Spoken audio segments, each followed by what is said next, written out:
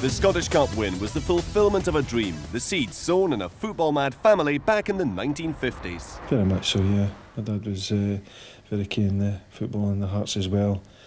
My brother was keen on football, and as I said, it was just really the community that I stayed in Walliford, heavily football orientated down there, and all the kids played. I mean, in these days, it's a lot different from now, and you know, the jerseys down for the goalposts and that, and that's what, you know, everybody said that is missing nowadays. But it was great. Everybody played it, and you know, it was great to get back from school, get changed on the way down, and 20 odd lads turned up and had a sort of wee kick about. So it was great. There was one particular time when my sister was getting married, and our auntie, one of the aunties says to Jim, "What are you going to be when you leave the school?" He said, "I'm going to be a professional football player." She said, "Who are you going to play for?" I said, "I'm going to play for the Hearts." It was in this playground at Walliford Primary School where the young Jim Jefferies began to perfect his football skills, and that was when his lifelong relationship with Billy Brown was first established. The primary schools in the area used to play against each other. Walliford and Billy was at Pinkie, and it used to be great rivalry there between the two teams. They had a good side, and it was always a great battle. So that was where we first came across each other. But obviously, when we went to grammar school, we were teammates then, and were eventually teammates. And from there, we've always been very close friends.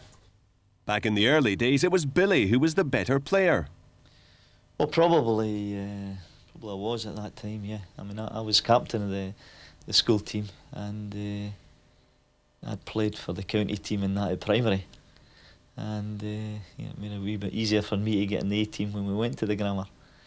But I think Jim missed the trials because he wasn't well, and he got in the C team. And but he had scored a lot of goals. He was a striker at the time, and he worked his way up and got promoted beside the big boys. It was around that time tragedy struck the Jefferies household when Jim's 8-year-old sister Elaine was knocked down and died. Well, that's when Mum and Dad were very strong in that part, because you know, I was just a 14-year-old at school, and into the school team at the time. It was at Christmas time. It was a terrible thing, because my older sister, my brother, and she come back for to go to a Christmas party, and she was at the age where she was, you know, young girl, liked to hear all that for Christmas parties and everything. She come back, and she went down to the shop, and she never returned, and it was a terrible time. She was hit with she lasted something like 3 or 4 days in hospital, and I can remember how it affected particularly my mum. I mean, she had to be sedated for a good period of time. She was only 8-year-old, you know, and went for pipe cleaners for her hair. She had spine here, and she was going to a party.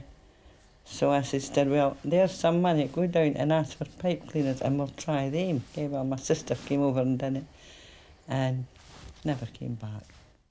I think at the time, you know, I just wanted to forget all about football. That wasn't a concern then, and it was my dad, because I was in the school team at the time, and my dad says, "There's nothing I can do," and he encouraged me to get along to the football sessions. And you know, I remember Billy was being the team, and we're going into the Scottish competition. We were doing really well. One of the competitions rounds, or getting nearer, I think it was a quarter final, was just a week ahead or something of the tragedy, and it looked like I was just going to, you know, not see it out. But my dad said that there was nothing I could do, and these things happened, and he pushed me towards getting back in there, and I did. So, you know, even though it was tragic, they understood that these things happen in life, and you just have to get on with it. And he knew how strong I was in the football side to say there's no point, and you just have to get there and make sure that you know, she would have wanted you to play anyway. He said was a closing line. He says she would have wanted you to be there, and you've got to get through and do well for the school and get to a final, and that would have made her happy if she'd been alive. So you just have to take that advice when you're that young, you know, because you really, when you're 14, you don't tend to take it all in. It would have been much worse for all of us, my mum and dad. Jim continued to progress as a player and was all set for a trial with Sheffield United. But the scouts who spotted him were given a job with Hearts, and the young Jefferies was soon heading for Tynecastle as well. The night they asked me to sign, I played extremely well against the Scottish select, and I think we won 5-1. It was a fantastic game, and they wouldn't let me get in the shower. I had to, John Harvey pulled me in, and my dad and an uncle that was there at the time signed me. And when I went home, David White, who was the manager of Rangers, was sitting with my mum in the house, waiting until I got home, and one or two other clubs who were desperate to get my signature after the game. It must have been one of the good performances. I was actually called into the next trial for the Scottish team that we were playing against. So it was great. I mean, as I said, I didn't even think about going to any other club. The fact that I was in there and committed myself to Hearts was fine, because it was a club that if you support as a boy, it was the first club you would pick, and I had no regrets about that whatsoever. A broken leg disrupted Jim's progress, but he was determined to make it and had a lot of support. John Cummins was a big influence in terms of being at the Hearts, and he had a great attitude towards training and being a winner, and I think I got on really well with him, because I think he liked that type of player to be there, and he was always encouraging there.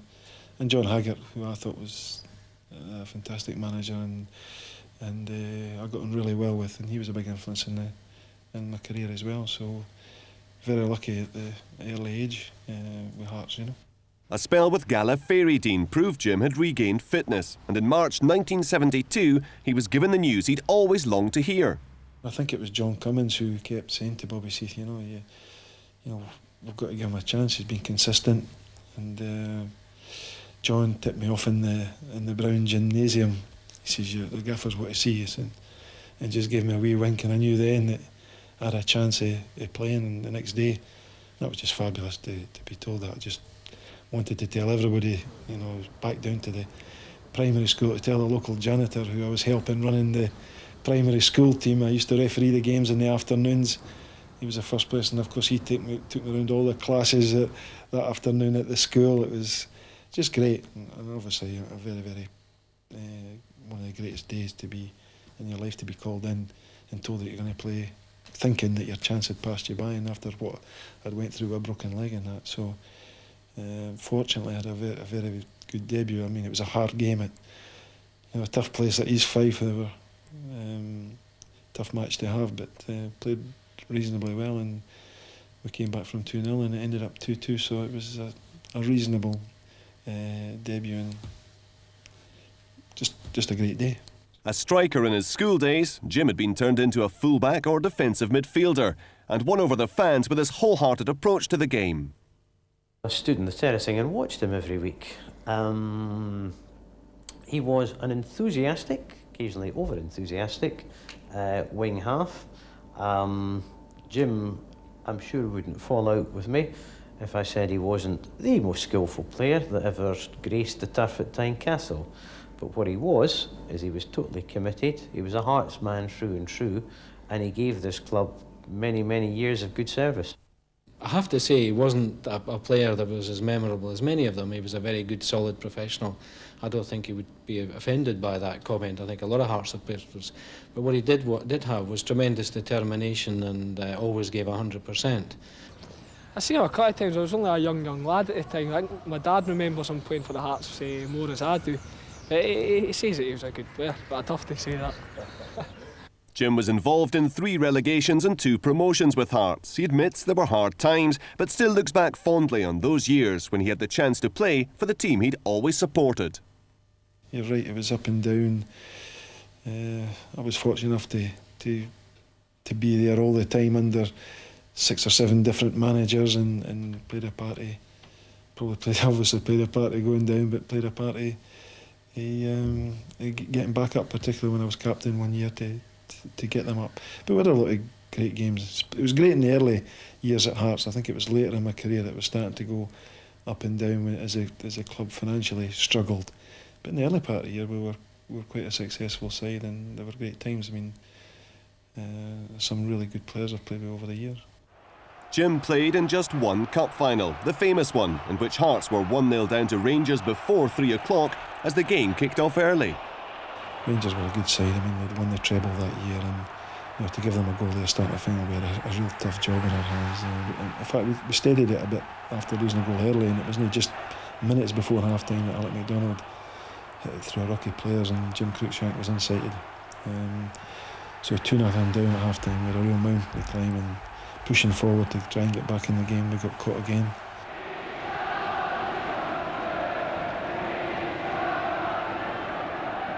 Greg allowing him to run straight towards the penalty area. Heading for the shot, this must be a goal!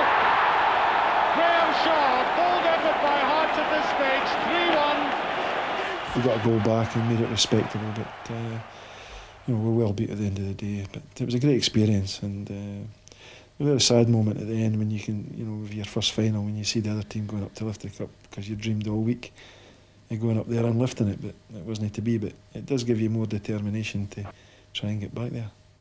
Jim had hoped for a coaching job, but in November 1981, after 349 games and 6 goals, he left Tynecastle. After a spell with Berwick Rangers, he rounded off his playing career back at Gala. Ditching plans to take over a pub, Jim was working his way up in the insurance business, when in 1985 he was finally persuaded to take over as manager of his local side, Lauder Amateurs. No, it all started here. It was a friend of mine who persistently tried to get me to help out with the amateur team here, me being local, and a lot of the young lads, obviously a lot of Hearts supporters as well. And they'd struggled for a few years. And just to come down and somebody get them right, well organised, and some great times, clearing snow off the pitches and having to get the game on. And really it was just a matter of being into it for a few weeks and realised how much I missed it and how great it was to just get a wee bit of involvement again. And it was a really smashing time, never thinking for 1 minute what was to lie ahead, but thoroughly enjoyable and great, because you got real good commitment for the players, and really they were desperate to do well, and very limited obviously, but they tried hard, and that's all you can ask for. And they had a successful season, the first season, or the only season I had them in charge, that we went from bottom of the league to a top 4 place, so at least we managed to help them along the way. At the end of that season, Jim was approached by East of Scotland League side Hoyk Royal Albert to take over as their manager. Oh, well, you would never believe the night I took over Hoyk. I mean, I left Lauder with a few games to go. They were out all the cups, they were in a safe position, and it was, Hoyk asked me, they were ready to go from one division to the next. It was a split of the Premier League thing, and they said they're in 12th position. And when you walk in and say this is a new manager, and half the team get up and walk out, and the deadline's 12 o'clock that night to sign players, and you've got a game on the Saturday, that was a tough start. So I had to use the only people I could sign with amateurs. Now, coming from playing in the amateur league, I used what I thought was a good player from the other team, and worked hard to get them in time to play on a Saturday. I mean, didn't even have a training session with them or nothing. It was just a case of phoning around the clubs, and because it was a step up for them as well and a chance to play East of Scotland League, it wasn't too difficult. But we brought in about 4 or 5 players. It turned out that the manager who was previous to me was one of the local lads, and it was all his mates that played, and they felt sorry for him getting the sack and up and walked out. And only 5 stayed, so I managed to build a team in 3 days to go and play one of the teams at the top of the league. But we got off to a great start with a 2-1 victory in Edinburgh, and it just went on, and we got them into a Premier position where I think great performance, 12 games, and we won 8, drew 2 and lost 2, and that was enough to get them in the top half. And it looked like we were going to go on and have a good season next year, until Gala Fairadine approached me and asked me to take over from the manager who had resigned at that time, because he'd been a long time there, and David Watkins left, and they were looking for a manager. We built a good side there, and you need to for that league, and they were a big club, and so we had a fantastic season. 3 trophies in the one season, great run in the Scottish Cup. Edinburgh City Cup. I think we were the first club in 26 years to win that. When you get through to the final East of Scotland Cup, which we won, ourselves and Whitehall Welfare will then go through and represent the East of Scotland League against Berwick and Meadowbank, who were going for promotion to Premier League that year, and we beat them both. It was fantastic. I mean, probably the lesser of the three cups, but the one that gave me more. I was really delighted to win that trophy, more so than, I mean, the Scottish is the big one for everybody down there, financially, but the City Cup had just that wee bit special, having beaten two senior sides to get it. Jim's success in the East of Scotland League had caught the attention of Berwick Rangers, then cast adrift as the worst team in Scotland, and in September 1988 he took over at Shielfield. The club had no money, so Jim didn't get a weekly wage. Instead he was on £30 a point, and in those days it was 2 points for a win. We didn't win a game for 10-12 weeks, so it was very difficult times, but a lot of hard work had went into it behind the scenes. And again, I used the wee strength that when I went to East of Scotland League, I picked the best amateurs, and I did the same at senior level. They were better than what they had. Some of the East of Scotland players or semi-professional players at Hoyk and Gallifreydine and Whitehall Welfare and teams that we brought them to the club along with one or two other games and a couple of junior players, and managed to bring in some like 15 or 16 players. Then we just went off into. I mean, I remember we celebrated two weeks on the trot where we didn't lose, and there were two draws. And one was 4-4 and one was 3-3, back to back. Hard times and difficult times, but we targeted to get the credibility back, and I think we did that. It was at Berwick that Jim joined forces once again with Billy Brown to form what has become an enduring partnership. It is, yeah. When Jim went there, we had Lindsay Muir there. Lindsay was actually assistant, but Lindsay was playing as well. And they obviously needed somebody else, to help out on a Saturday and at the training. And Jim asked me to come, and that's where we teamed up. Life was a struggle at Berwick, but between them, Jim and Billy Brown transformed the team. We sort of decided to adopt the Wimbledon method, and we put Big John Hughes up, Big Yogi up front. He was a centre half. He'd never played up there before. We put him up front, and we used to just knock long balls in. And we went 21 games without defeat. We got beaten our 22nd game at Albion Rovers in the last game of the season. So we turned the whole thing round. But just to give you an example how far behind they were, after that 21 game unbeaten run, we still finished second bottom of the second division, or the third division as it was at the time. So things were bleak. But really, we got it going, and the place was buzzing, and the results were good. George Deans and Wilson Young sold out at Berwick Rangers and took over at Falkirk. A short time later, after a bizarre period in which he was both manager and chairman of Berwick, Jim followed them to Brockville. David Holmes was running the club, and the new management got off to a dreadful start. It was David Holmes who pulled me into the office and said, well, what do you think? Because it was starting to get to the real crucial stage now, because he had told them they were going to do something they'd never done before in their history, and that was win the championship. I mean, they'd only been promoted as runners up, and then suddenly I'm the manager who's, if you know David Holmes, when he tells you or tells them that he's going to do something, he is going to make sure it happens. And so he asked me, and I said, well, I think this team will get you more chance of being relegated than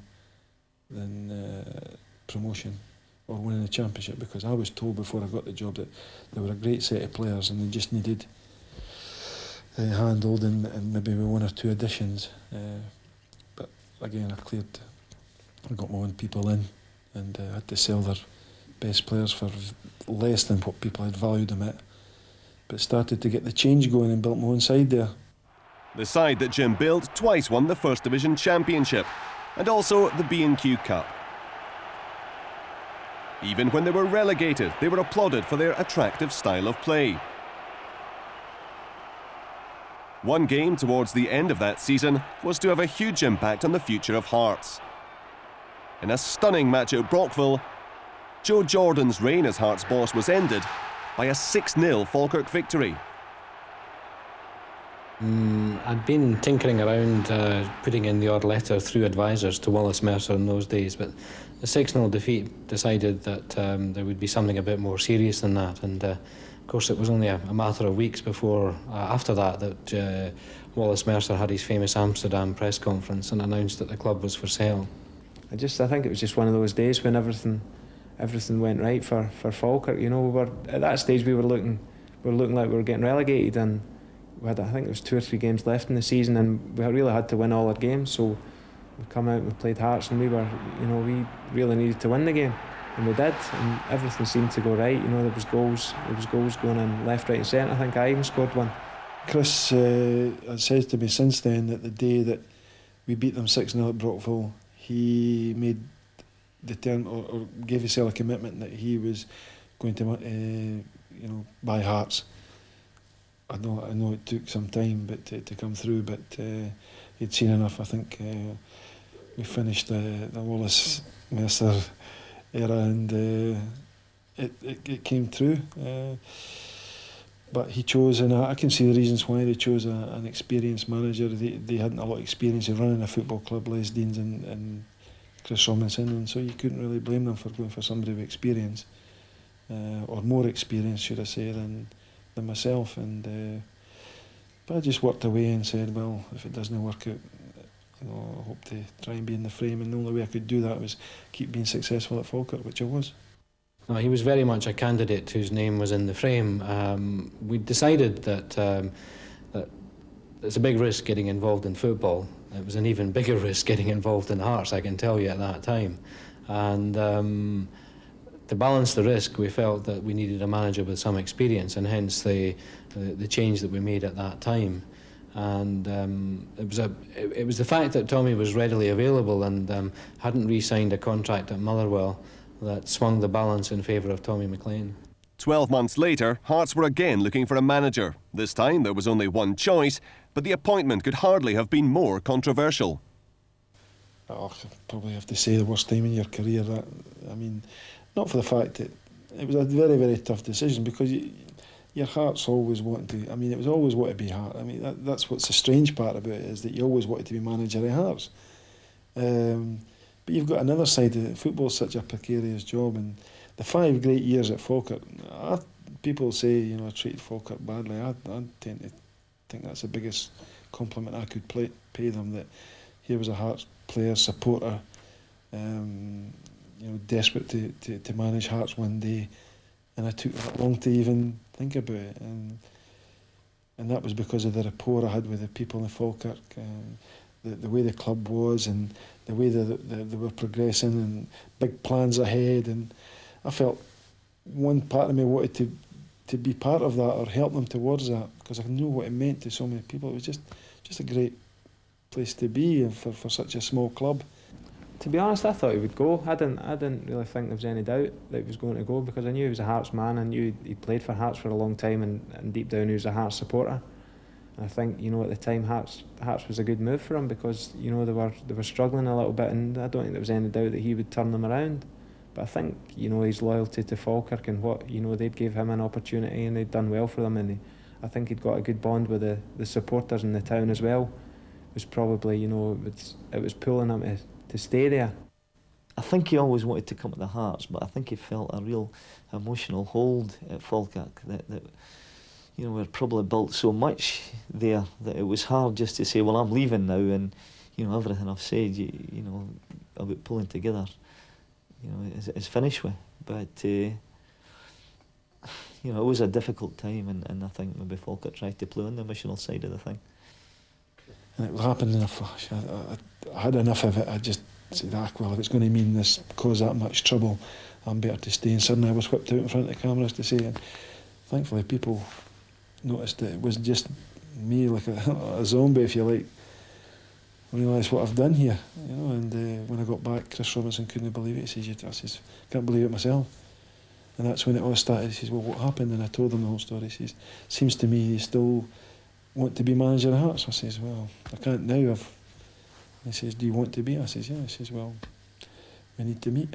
There was a few difficult days even then, when George Wilson at Falkirk was finding it hard to give up, and let Jim go and claiming compensation and contractual things, but we got there, and the press conference was a good moment for us, that Jim had come back to Hearts. It quickly became apparent to Jim that big changes were needed at Tynecastle, and he began the painstaking task of revitalising the playing staff. No disrespect to the players that were here before, I mean they all did a terrific job for Hearts, but I think the gaffer come in and he knew that he had to bring in the new faces, and he brought in, as I say, a lot of the youngsters, some of the foreigners, and he made some cracking signings, likes Colin Cameron, Steve Fulton, David Weir, Big Cammy, Neil McCann. He brought all these guys in, and I think now the fans are seeing the true Hearts were up there sort of challenging Rangers and Celtic, and long may that continue. But that looked some way off in the autumn of 1995, even though there was the satisfaction of an early home win over Falkirk.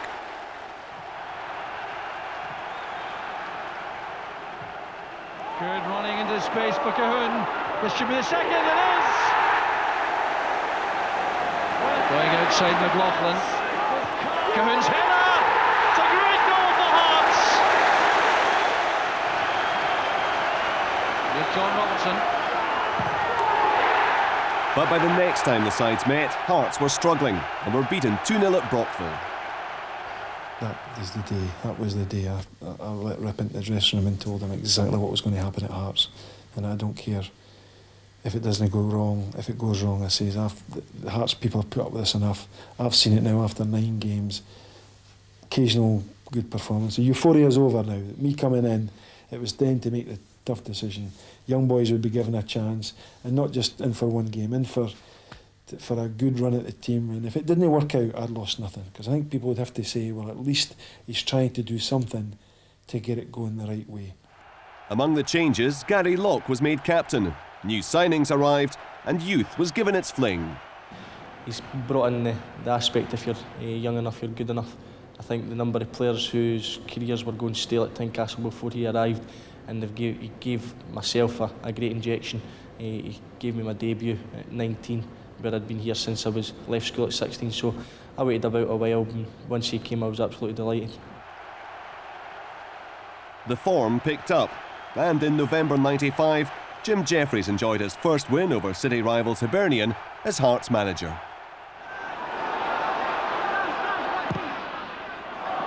It's awkward. Deadly finish there. John Miller appearing late in the box. Jim Layton appeared to be caught in 2 minds. The Hearts have taken the lead. Here comes Robertson. No answer to that. The power was too much for Layton. You've got a real lift when you beat your closest rivals, and we know how much it means to the supporters. So, being a supporter myself, and one or two of the players, Gary Locke, and it was fantastic. And obviously, when the derbies come in, they just take on that wee bit extra. So it was nice to get off to a start right in the first game. In January '96, Hearts pulled off their best win of the season. Alan Johnston scored a hat-trick in a stunning 3-0 victory at Ibrox. It was a fantastic, a great record through there, particularly the last few years. So to go there and win 3-0, I did say after the game that Rangers got off lightly at 3-0 because we felt we had a couple of other good chances, but Archie remembered, Archie Knox says to me after the game, he says, I heard you on the television, and he says, you forget we didn't say much when we beat you 3-0. So you learn not to say too much, even though you've got a couple of results. And no, it was great. It was great. The supporters loved it. It was a great performance, and Sticky's individual performance was, as he gets the nickname Magic, and it was certainly magic on the day. Ever since losing out in the 1976 Scottish Cup final, Jim had been desperate to make amends. And he began to sense he might get the chance when Hearts reached the '96 semi-final, where they faced Aberdeen. This barrier of getting over a semi-final, I think Hearts had been favourites over the last few years. Strong favourites of getting through to a final. I think they played Airdrie twice, St Mirren, and Hearts would be looking to be in finals. And the fact that you've deprived even the supporters a great day out, whether in an opportunity to go in and get a trophy after all the years of waiting, was something that had to be overcome first before we won a cup.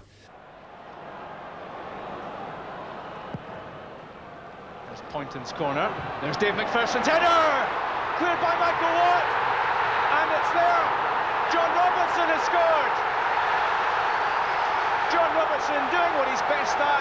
When the scraps are around, he'll happily take them.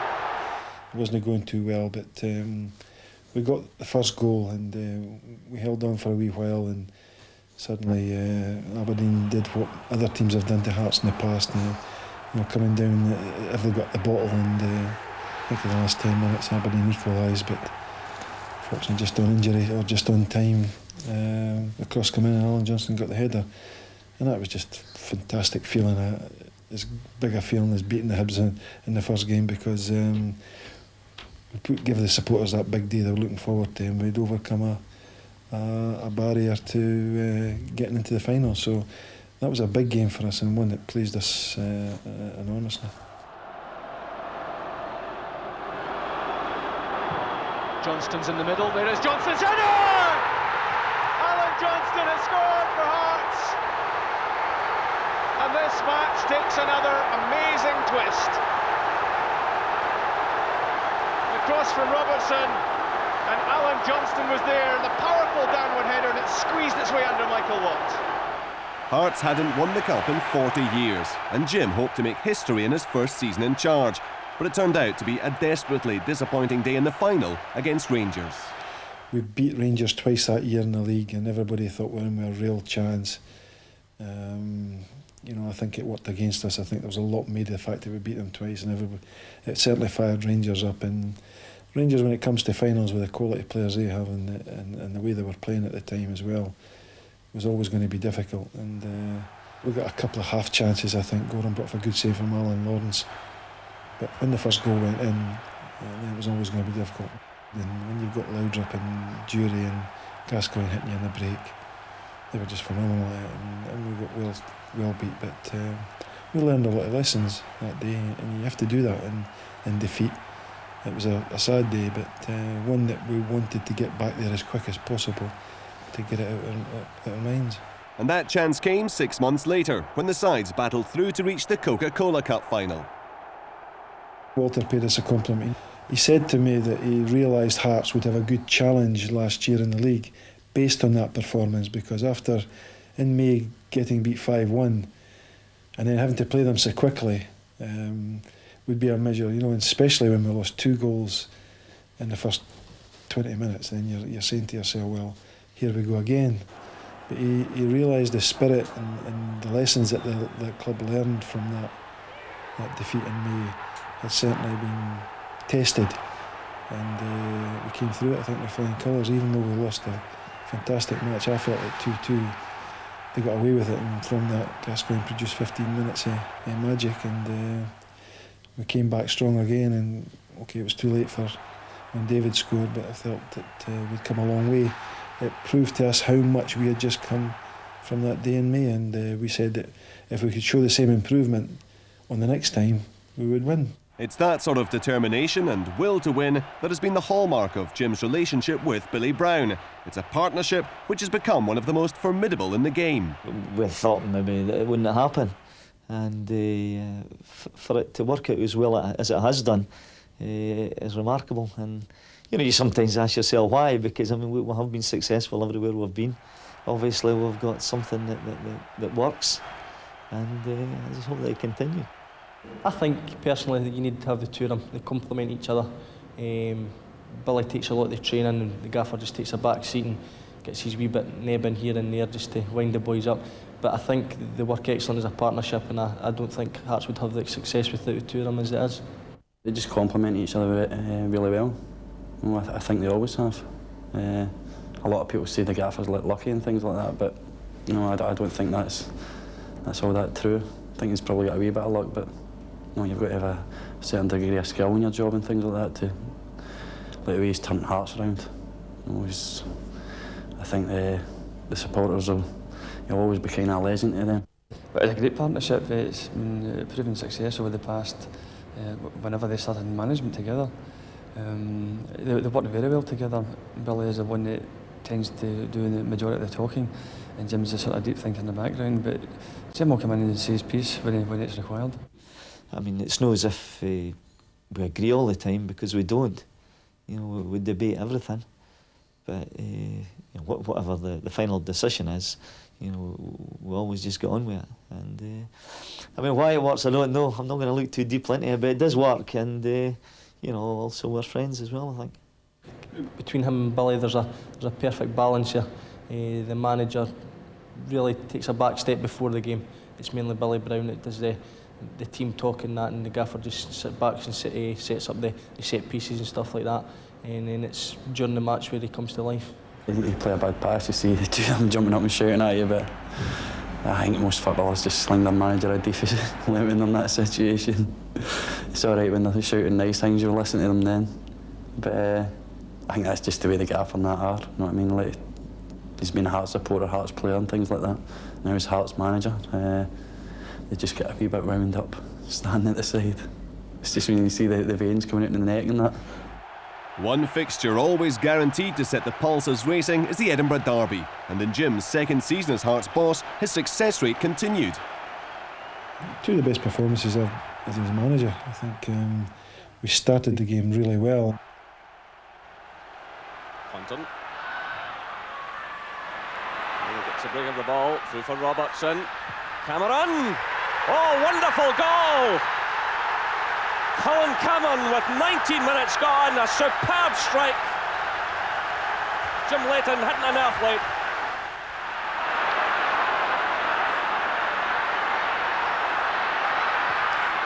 It's Miller who gets back, and Leighton's given it away. Oh my goodness, Jim Leighton, what a blunder. And Colin Cameron eagerly accepts the gift with 29 minutes gone. Cameron's second goal of the game, misery for Jim Leighton. Jackson. Again, Bickford's deep in his own half, gets it away.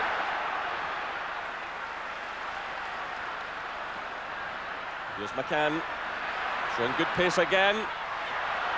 The chance is on for Robertson, he must score! Another milestone in the marvellous career of this little man. It's his 25th goal against Hibernian. It's his 250th goal for Hearts. He's absolutely delighted. It was a great first half performance, and we came in and okay, it was about being professional. Hibs did get back into it with a penalty, but it was a great win, and you know, especially when you go down there again at Easter Road. And then on to the Jim Duffy's first game. I mean, that was a performance where we could have scored a lot more goals, and 4-0. It was a tremendous first half display again. So nice when you, as you say, you can go there, and it's a great feeling, you know, 5 minutes before the end when you're up 4-0, and you know the game's practically guaranteed to be success. You get success, so you just wish it would go in that wee bit 5 minutes longer. But it's always nice. I'm sure it would be the same if Hibs were in that position. But great performances, and the fans always look forward to a good victory over their rivals. There's no such thing as a normal day in the life of the Hearts manager. This is a look behind the scenes, one Tuesday in October. What a central defender. He's getting recorded.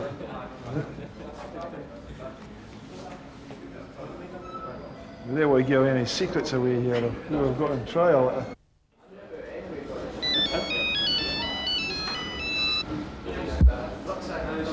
Hello. Hello. Right, what else did we say?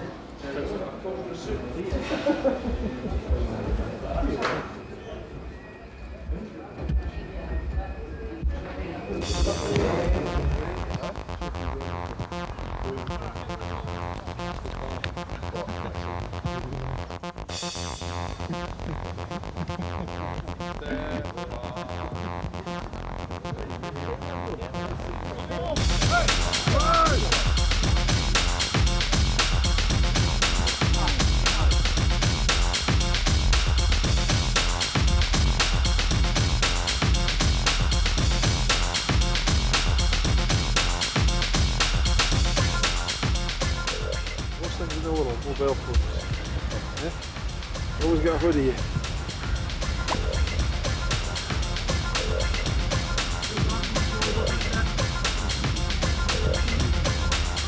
cameras are on you.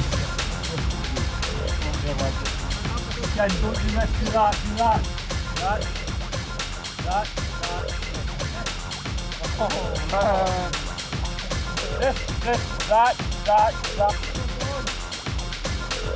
What's the effort? Harley! Harley, on! Hold! Come to the back, here!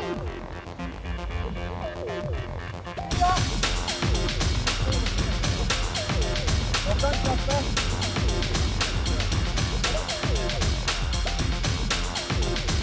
Go for it!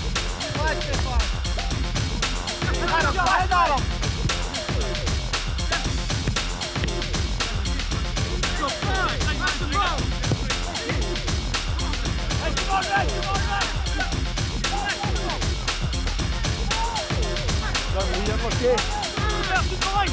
Close him down.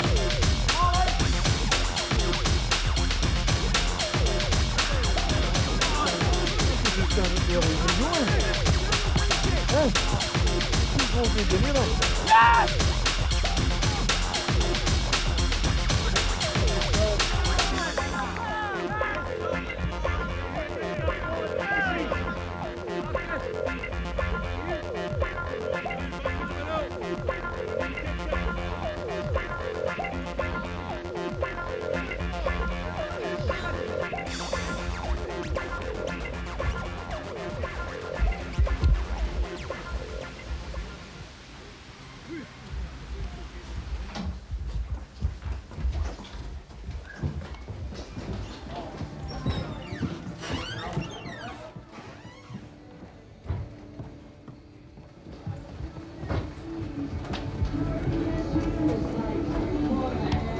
There's like a disco in there.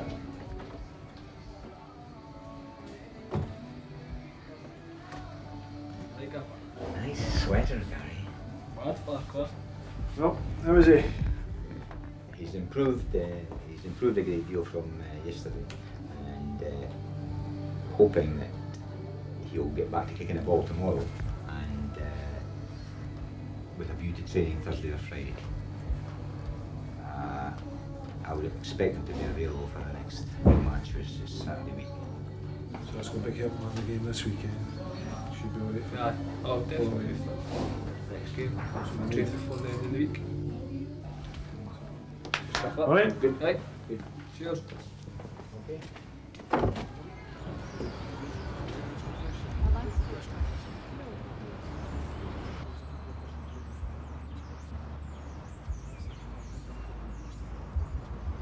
There's not much meal for you today. I'll be happy to know. what about the stuff I gave you yesterday? Hi. Jim, how you doing? Alright.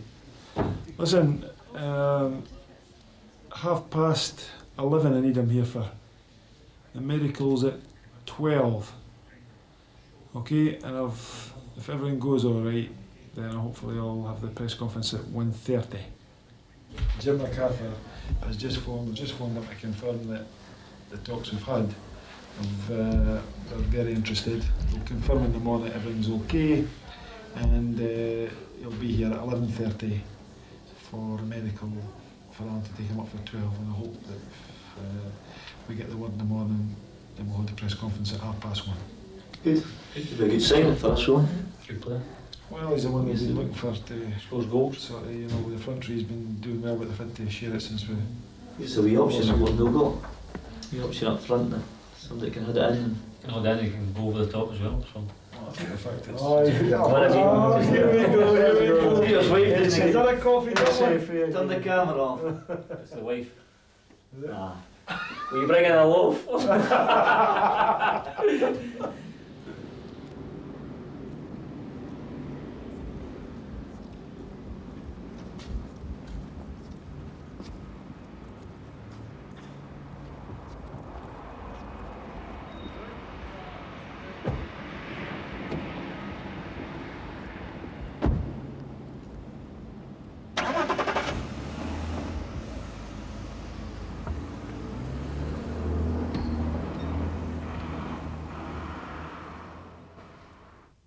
Home for Jim, his wife Linda, and their children Louise and Callum is the sleepy borders town of Lauder. I mean, it's difficult for a Hearts manager or Hibs manager in Edinburgh to have any sort of life at all, but you know, it's great. I've been staying here since '72 and it's about a 45-minute journey out, and there's a lot. You get a chance to gather your thoughts and prepare things and think about things, and the great thing about coming here is that everybody's accepted you as who you are, and not just because you're the Hearts manager. You don't get pestered with, you know, what you should do and what you shouldn't do all the time. Quite simply, when you meet up socially, or anybody during the day, they just ask how things are going, and it lasts a few minutes, and then you're treated like any other person as part of the town. So it has great advantages that way, and as I say, nice, relaxing, peaceful. We don't get many opportunities in football to do that, but certainly out here, it just is a wee chance to get away from it all. When he does get the chance to relax, golf is Jim's other great passion. He's been club champion at Lauder on 10 separate occasions.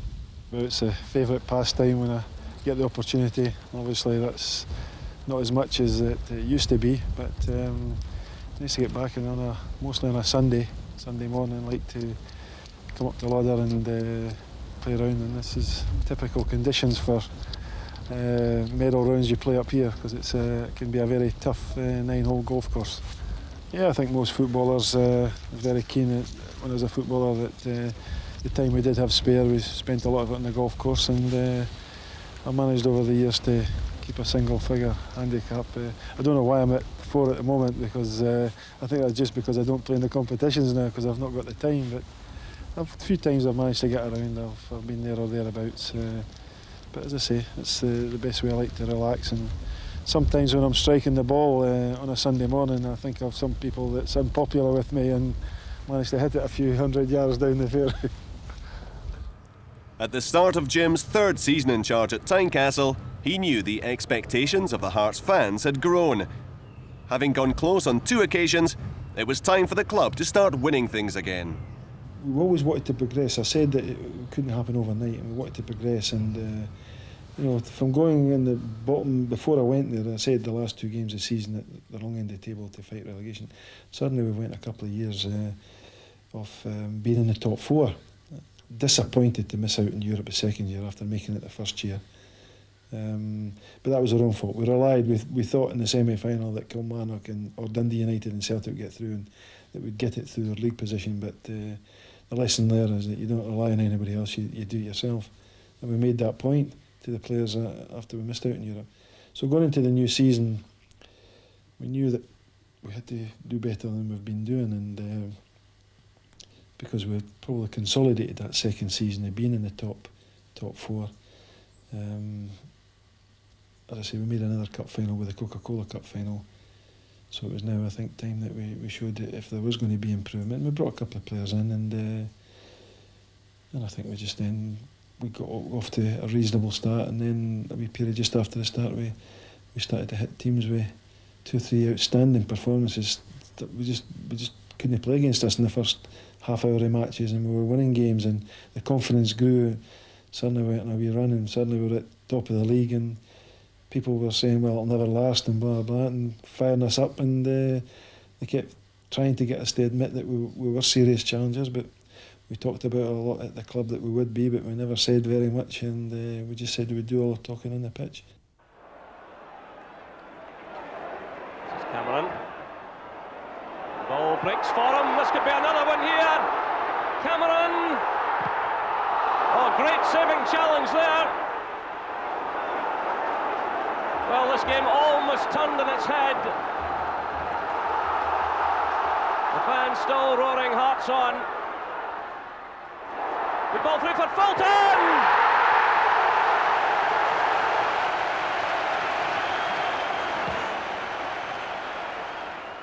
Oh, well left by Robertson. Cameron! This is remarkable stuff now. It was on the 20th of September that Hearts hit the top for the first time that season. John Robertson scored the winner against Dundee United.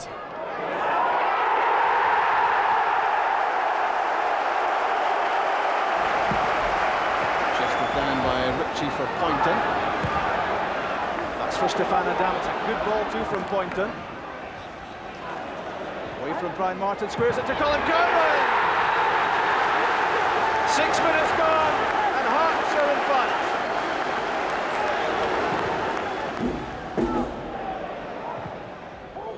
Weir for Hamilton. Denham missed his kick. And onside is Stefan Adam. Great chance for number 2. And a great piece of finishing from the Frenchman.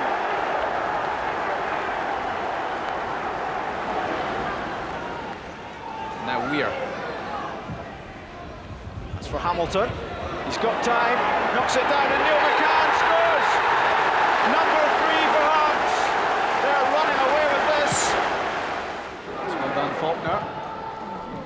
Finds Valicani. One back by Cameron. Break on here for Hearts. Fulton alongside him. And this is Jim Hamilton. A chance for Hamilton. Number 4 for Hearts. Brilliant finishing from Hamilton.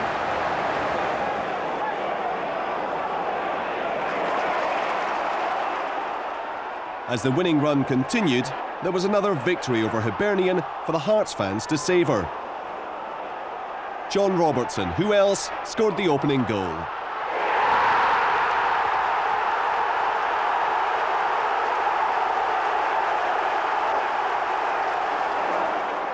And substitute Jose Kitongo weaved his own brand of magic to clinch the 3 points.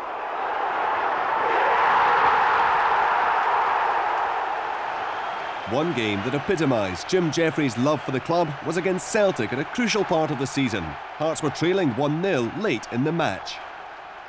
The Celtic game here was one that I can remember when I seen it in the telly and we scored the goal. I think he was standing further on the park than I was, but it just shows you how much the club means to him. And it's a bit similar to myself.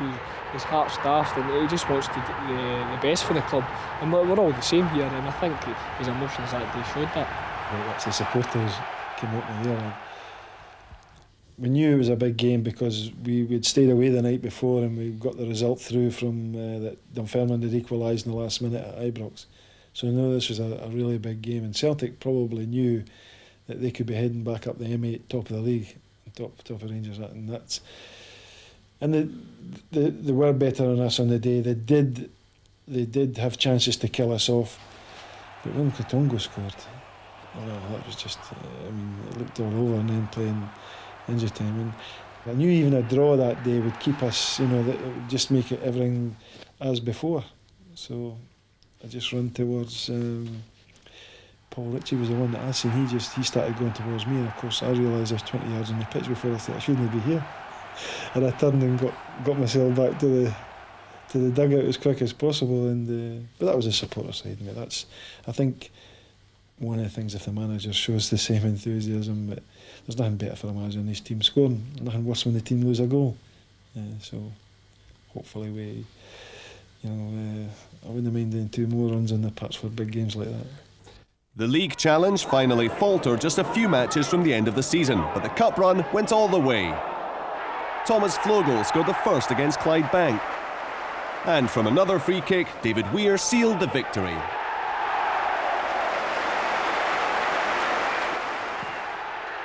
Jose Kitongo was on target in the 4th round against Albion Rovers.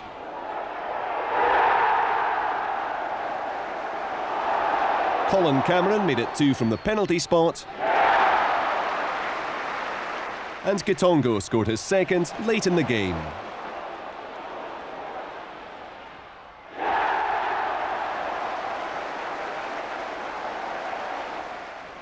And Ayr United know this could be very dangerous indeed. Steve Fulton so precise normally with a left foot. It's gone to Hamilton at the far post. Takes his time, takes the deflection. Finn Bogson knocks it away. And eventually whacked out by Derek Anderson, only to Cameron. Now the chance for Paul Ritchie! And Ritchie has hammered that one into the roof of the net. Hearts 1-0 up after 8 minutes. Naismith, good cross again! 2-0 for Hearts. Thomas Flogel with a header. He's knocked that one past Traynor, giving himself a lot to do. He gets there. It's a decent cross. Flogel knocks it back. Hamilton battling away there. The ball wouldn't come free, but it does for Steve Fulton. And Hearts go 3-1 ahead. Good play. Fulton has the opening. He finds Grant Murray. Who's well headed away by Traynor, only as far as Gary Locke. And it almost caused, and but it has caused a real problem for Finnbogason. And Jim Hamilton has pushed Hearts 4-1 ahead. And that set up a semi-final clash, ironically, against Falkirk. It was a game I was always concerned about because Falkirk, the rivalry between, obviously, or the situation where a lot of players that we knew who were capable of putting in good performances, they'd gained massive confidence for the Celtic, knocking Celtic out the year before. So they knew that, you know, if they were prepared to go in there and beat Celtic over 2 games, the Hearts weren't going to frighten them. And they knew that on the day anybody's capable of beating anybody. So, but we got off to a great start, and you know, but Falkirk didn't lie down, and I think the pressure was all on Hearts and none on Falkirk. It's well judged by Jim Hamilton, and in from Stefan Adam. 5 minutes gone. It's a dream start for Hearts. And I still thought if we got a second goal we'd kill him off, but Kevin McAllister, who was rightly man of the match, I mean, scored just an unbelievable goal, and I would have settled for 1-1 at the time. I think the whole team, if they were honest, would have settled for 1-1 because they were definitely a team with 10 minutes to go. I mean, I looked up and it said 80 minutes, and I was hoping it would be 89. But the one thing we have shown a lot in the last couple of years is the character. I mean, you've got people like McCann, and who was having a quiet game, but he's liable at any time to win you the match. And I think the pace and movement of Adam and McCann in the last 10 minutes definitely got us through to the final. Adam, good reverse pass for Neil McCann. McCann in behind Neil Berry, and Neil McCann, and it's Stefan Adam! Right on 90 minutes, and the Frenchman wins Hearts a place in the final. David Weir's header. Neil McCann, he's away from Neil Berry. Neil McCann a chance for number 3 for Hearts, he's done it! And now the Hearts fans can celebrate. That's 3-1. It was Jim's 3rd final as Hearts manager. Again, Rangers were the opposition, and that made victory all the sweeter. No doubt about that. I mean, if you'd give me one team if we were going to win it, Rangers was the team we were wanting. But again, it was down to looking at what we'd done against them in the season, telling the players, and it started right away on this Monday when we got to the training ground down at Stratford. We said that the way that we play must suit Rangers. They scored 13 goals against us in the league. We haven't beaten them. We have to change it, because if we don't, we're going to end up giving them 2 or 3 goals. Because I think, even though we've had all the plaudits and we like playing that way, if we're wanting to seriously win the cup, it doesn't matter what performance is Saturday. I don't care if all the statistics prove that Rangers are the better side and have more corners than that. If we want to win the game, we have to do things differently. And we did, and we worked hard to do that, and the players carried it out to a T, getting the penalty. And everything. It just meant our game plan was made now. So the 113th Scottish Cup final is underway, and Paul Ritchie, one of the survivors of the team on the wrong end of that 5-1 scoreline. And there's Gary Naismith, player who really has established himself well in the Hearts team this season, looking for and finding Stefan Adam. Steve Fulton. And he's made a distinctive break, and it's a penalty! Would you believe it? 30 seconds gone. Fulton's weaving run brought the challenge, which Willie Young thought was an offence, and he's pointed to the penalty spot. And what a dramatic start here! And now, more than ever, Rangers will be relying on the experience of Andy Gorham, who's never been beaten in his previous Scottish Cup appearances. But he's been beaten for the first goal of the game, and it's Cameron who's given Hearts a real edge with a penalty in the second minute.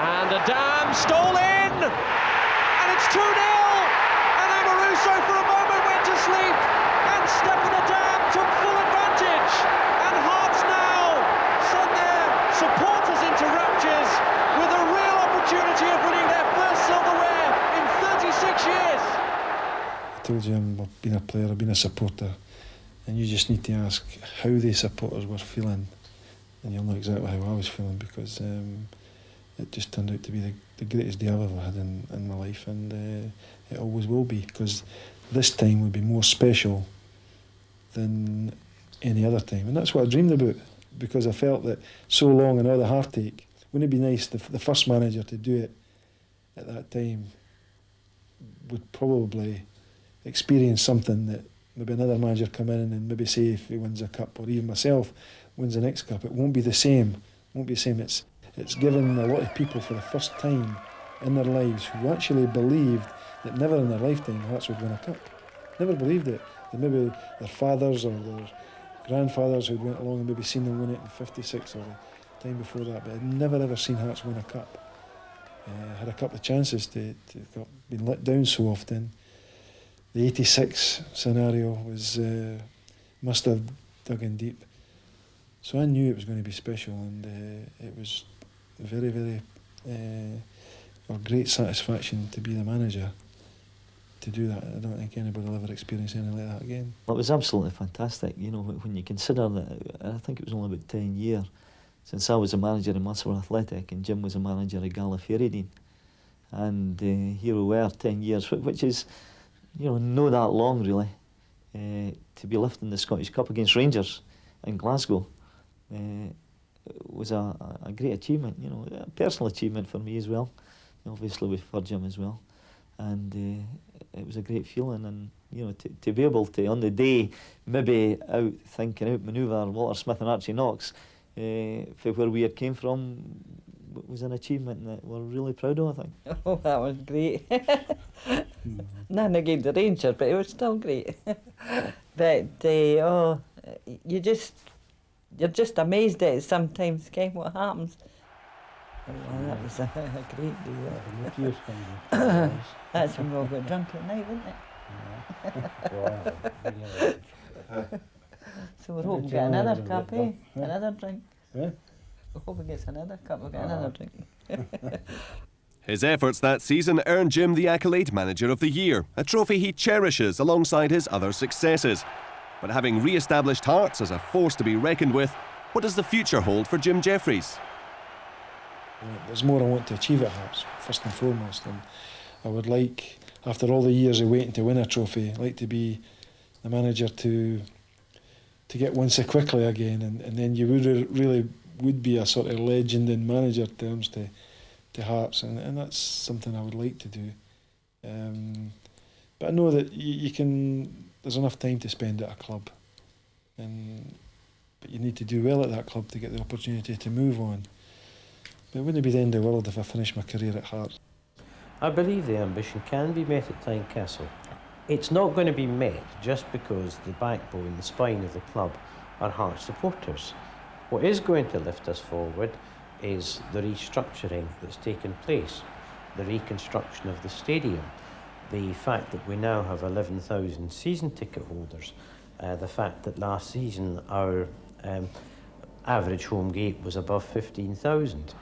Football is a business. It's got to be run as a business, and this place is now run as a business. But it's a business with an increasing income and an increasing turnover. And all of that is geared towards keeping Hearts at the top of the Scottish football, the rightful place, and hopefully challenging in Europe on a regular basis. And for the reasons I've stated, Richard, I genuinely believe all of these things are achievable, hopefully every season. It's been a long time since they won the league. I think it's a lot more difficult to win the league for Rangers and Celtic given the resources they have. So therefore it would be an even greater achievement to do that. We showed it was possible last season. It's very early in the season at the moment, but it showed it could be done. And I think it would be a greater achievement if we managed to pull it off.